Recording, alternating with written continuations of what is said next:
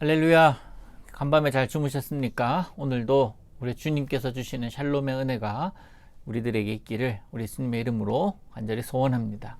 자, 오늘 우리에게 주신 하나님 말씀을 보고 하루를 시작합니다. 창세기 48장 1절에서 11절의 말씀입니다.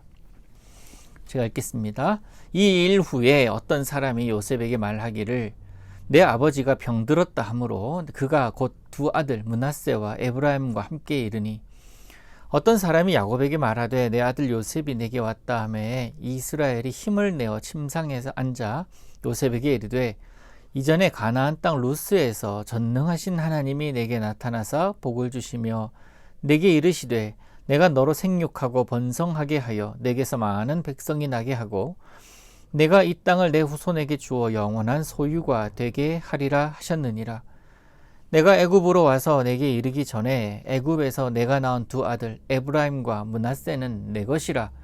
르우벤과 시므온처럼 내 것이 될 것이요 이들 후에 내 소생은 내 것이 될 것이며 그들의 유산은 그들의 형의 이름으로 함께 받으리라.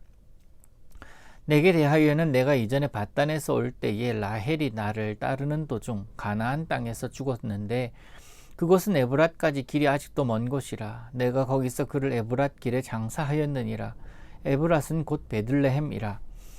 이스라엘이 요셉의 아들들을 보고 이르되 이들은 누구냐? 요셉이 그의 아버지에게 아뢰되 이는 하나님이 여기서 내게 주신 아들들이니이다. 아버지가 이르되 그들을 데리고 내 앞으로 나아오라. 내가 그들에게 축복하리라. 이스라엘의 눈이 나이로 말미암아 어두워서 보지 못하더라. 요셉이 두 아들을 이끌어 아버지 앞으로 나아가니 이스라엘이 그들에게 입맞추고 그들을 안고 요셉에게 이르되 내가 네 얼굴을 보리라고는 생각하지 못하였더니 하나님이 내게 내 자손까지도 보게 하셨도다. 아멘. 여러분, 우리가 하는 말 가운데 흔히 하는 말은 아니지만 하나님의 주권이라는 말이 있습니다. 하나님의 주권. 이 땅을 창조하신 이가 하나님이시고 그 창조하신 바를 운행하시는 이가 하나님이시고 또 그래서 태초부터 지금까지 또 앞으로도 영원토록 그 시간이라는 것, 그것을 통치하시는 분이 하나님이시기에 하나님께서 모든 것의 주인이 되어 주신다. 그래서 하나님께 그 운행의 권리가 있다 라는 뜻이 바로 하나님의 주권이다 라고 할 수 있는데요. 그리고 그의 피조물인 우리들 입장에서는 그 주권에 따라서 살아간다 라는 고백을 그 주권에 의해서 하게 됩니다. 다시 말씀드리면 우리가 하나님의 백성이잖아요. 우리는 하나님의 피조물들입니다. 그 피조물인 하나님의 백성이란 하나님의 주권 아래에서 살아가는 자들, 하나님의 인도하심에 따라서 살아가고 하나님의 약속하심을 붙들고 살아간다라는 고백입니다. 그래서 우리가 하나님의 백성이다라고 말하는 것은 내 뜻과 내 생각이 아니라 하나님께 주권이 있고 그 하나님을 따라가는 삶이다. 그래서 우리는 하나님의 백성이다라고 이야기를 하는 것입니다. 아침부터 눈 뜨자마자 이 어려운 용어들을 말씀드리고 복잡한 이야기를 해서 죄송합니다만은 오늘 야곱의 모습에서 우리가 보아야 될 것이 바로 이것이기 때문에 그래요. 우리가 흔히 송충이는 솔잎 먹고 자란다라는 말이 있습니다. 송충이는 그래야 살 수가 있습니다.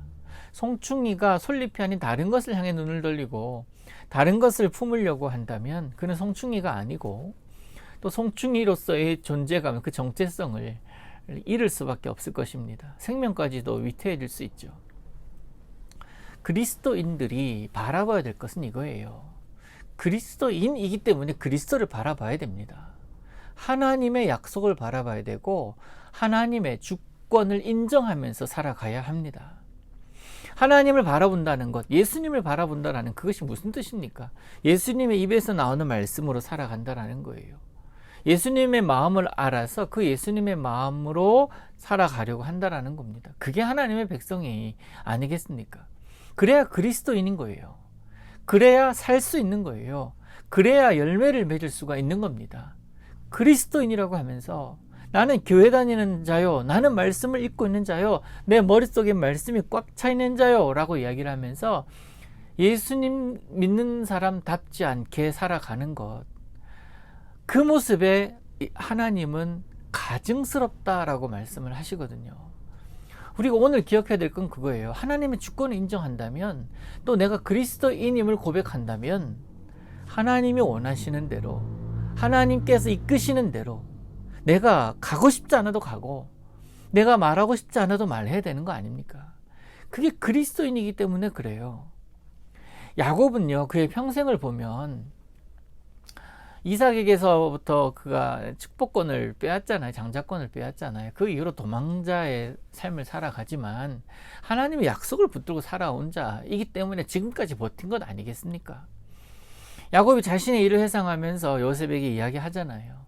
루스에서 있었던 일, 하나님의 얼굴을 본 때, 베델에서 있었던 일, 그 하나님께서 나에게 했던 그 약속들. 근데 그 약속들이요, 지금 야곱이 살고 있는, 가나안은 아니지만 야곱이 살고 있는 애굽에서 이루어져 가고 있는 걸 보고 있는 거예요. 많은 자손이 번창합니다. 또 번창한 삶을 보면 알 수가 있어요. 기근이 있고 힘듦이 있고 어려움의 시간들을 지나감에도 불구하고 힘들어하지만 버틸 수 있는 능력이 있고, 그리고 먹는 것이 줄질 않는 거예요. 그런 그 표면적인 것으로 볼 때에 하나님께서 우리를 축복하셨구나 라고 볼 수가 있지만, 그 눈으로 볼 수 있는 것, 그것이 완성이 아니잖아요. 야곱 개인에게 있어서 지금의 모습도 약속을 이루신 것이지만 하나님은 그 약속을 아직까지 성취해 나가시는 과정 중에 있습니다. 이 야곱은 이제 거의 하나님 부르러 가실 때가 다 되어 가잖아요. 그래서 지금 보면 하나님께서 나에게 약속을 이루셨구나라고 고백할 수 있지만, 그런데 하나님은 그것이 끝이 아니었단 말이에요. 요셉에게, 또 출애굽하는 백성들에게, 여호수아를 거쳐서, 모세를 거쳐서, 여호수아 거쳐서 사사들의 이야기들을 통해서, 선지자들의 이야기를 통해서 하나님의 나라를 만들어 가려고 노력하고 계시고, 지금 오늘 살아가는 우리들을 통해서도 하나님의 나라를 만들어 가시려고 그런 과정 중에 있는 것 아닙니까? 하나님은 그 약속 성취해 가는 과정 가운데 있습니다. 근데 그 과정에 거의 야곱의 일생에 있어서는 거의 정점을 찍고 있는데, 종점에 왔잖아요. 수많은 역경들 속에서 보고 있는 열매들이기 때문에, 그가 얻을 수 있는 그러한 열매들이었기 때문에 야곱에게는 이것이 얼마나 큰 의미가 있겠습니까? 하나님께서 약속하신 것을 이루시는 분이시다, 이것을 보면 되지 않냐라고 말할 수 있는 그러한 상황입니다. 게다가 야곱이 고백을 합니다. 요셉을 통해서 이렇게 고센 땅에 거하면서 자식의 자식을 보고 그 자손들의 번성을 보는 일 생각이나 하지 않았고, 또 야곱, 이 죽은 줄로만 알았던 그 야곱을 친히 눈으로 볼 수 있었던 그 하나님께서 주셨던 감격의 순간을 보면서 어찌 하나님이 살아계시지 않다라고 이야기를 할 수가 있겠냔 말이에요. 그래서 지금 마지막에 왔을 때 야곱의 모습은요, 하나님의 약속이 성취되어 가는 과정 가운데 나는 그 과정을 경험했다라고 이야기할 수 있는 너무나 훌륭한 요소들이 이 주변에는, 야곱 주변에는 있는 겁니다.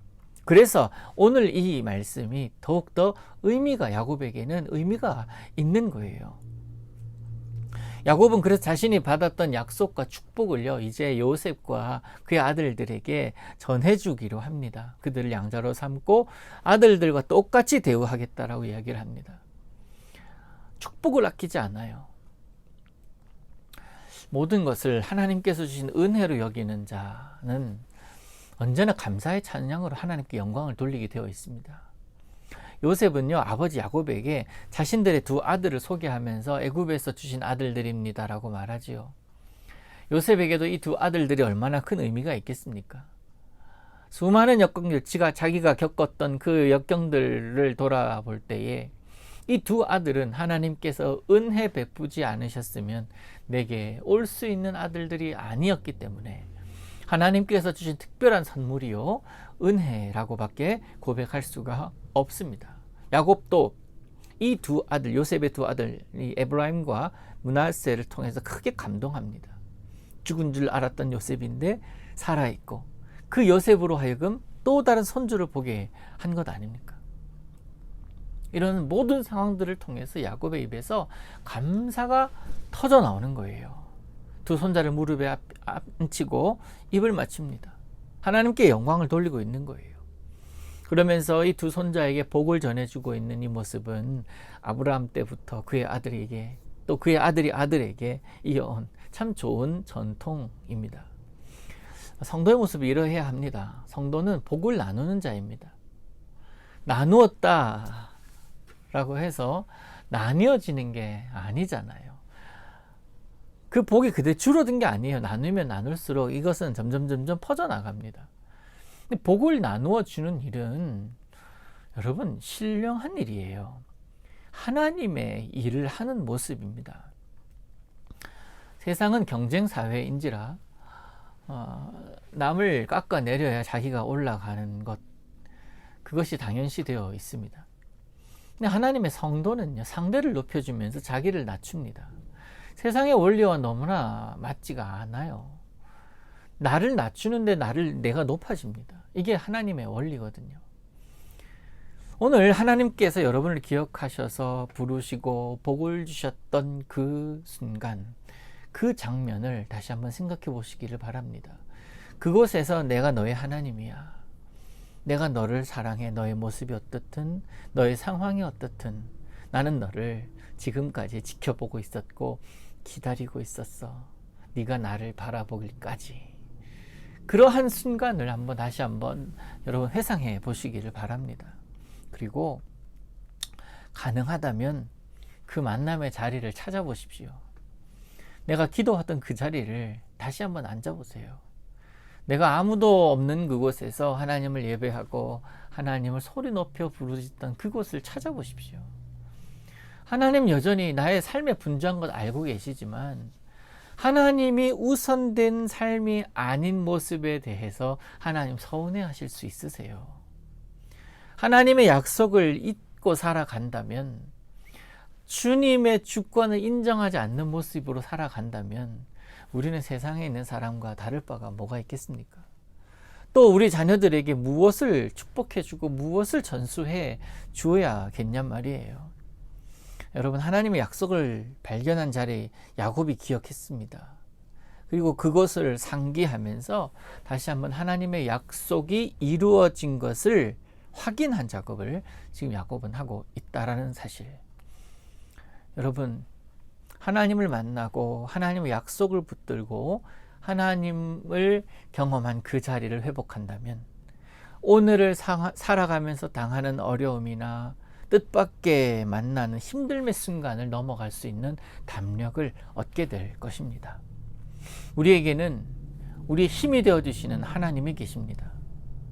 저에게뿐만 아니라 여러분에게도 그 하나님은 살아계셔서 하나님을 바라보기를, 그리고 하나님이 내 삶의 주인으로 모셔지기를 여전히 기다리고 계십니다. 근데 그 주님은 강제로 내 마음의 문을 확 열어서 들어오시는 그런 분이 아니라 똑똑 두드리시는 분이십니다. 힘들 때 두드려 주시고, 외로울 때 두드려 주시고, 눈물 날 때 두드려 주십니다.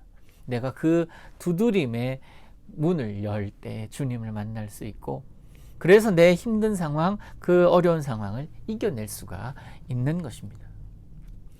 우리 주님께서 오늘도 말씀을 통해서 여러분과 함께 하겠노라 약속하셨습니다.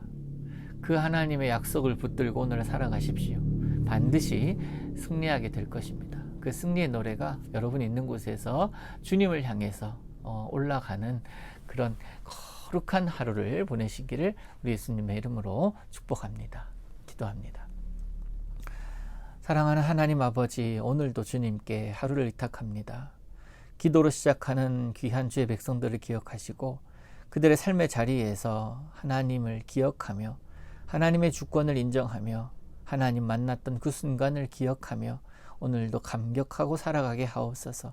힘 주시는 주님을 의지하고 오늘도 그 힘을 받아 하루를 믿음으로 승리하며 살게 하여 주옵소서.